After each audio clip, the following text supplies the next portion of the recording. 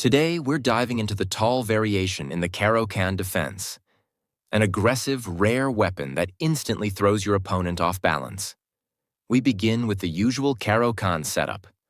Pawn to a4. Black responds with c6. Then we push d4, and black challenges the center with d5. Now we immediately go into the advance variation with e5, grabbing space. Black develops their bishop to f5. This is by far the most common move for black played in 65% of games. Instead of quiet development, we launch h4 right away. This signals an all-out kingside offensive. If black tries to mirror us with h5, which is typical, they fall into a very sharp position.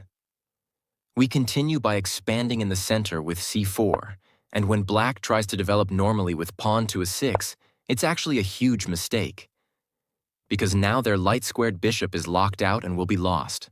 This is an important trap.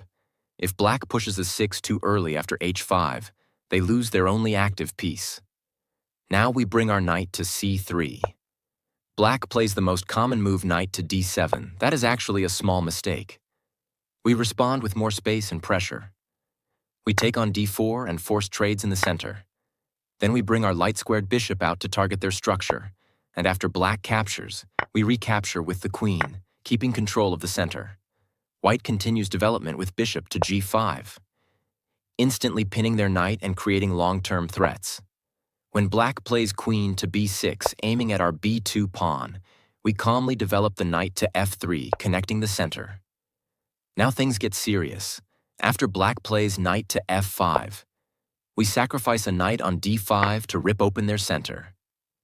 After a pawn trade, we capture with our queen, putting huge pressure on black's kingside.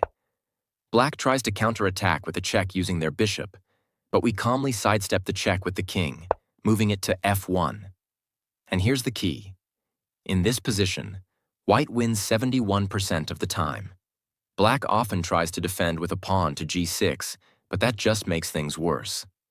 After we pull back the queen to d3 and black castles, it's already too late. We play pawn to a3, preparing b4 and unleashing our queenside play while the kingside is paralyzed. This line is brutal. Black's pieces are disorganized, their king is vulnerable, and we have all the activity. It's a forgotten gem from Tal himself, chaotic, attacking, and extremely dangerous if your opponent doesn't know theory. So what if black plays the engine's choice? Capturing on c4 with the d-pawn. We calmly recapture with the bishop, keeping a powerful piece on the long diagonal. Now comes knight to d7, and we develop the kingside knight. But instead of f3, it goes to e2, keeping flexibility for later kingside ideas. Black plants their knight on b6, targeting our bishop, but we sidestep the threat by retreating to b3. Black brings their other knight forward, but it's still cramped.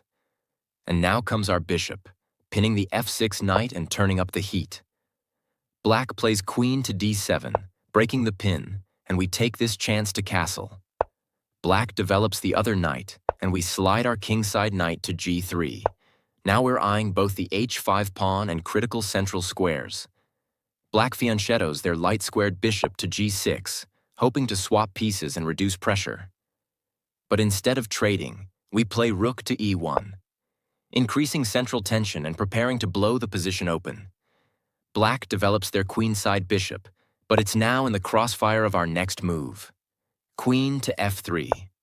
Suddenly, we're lining up an attack on the kingside, and black responds by capturing our bishop on c3, simplifying a bit. We recapture with the b-pawn, opening the b-file and maintaining full control of the center. From this point, we've got space, a kingside initiative, and long-term attacking chances. Black's bishop pair is stuck behind pawns, and our rooks are ready to swing into action. Even though the engine defends better in this line, white keeps the initiative and practical pressure. Most players, even strong ones, will find it hard to navigate here. The Tal variation doesn't just attack. It suffocates, restricts, and then crashes through. If you're enjoying these offbeat attacking lines, Don't forget to like, comment, and subscribe for more rare and crushing openings.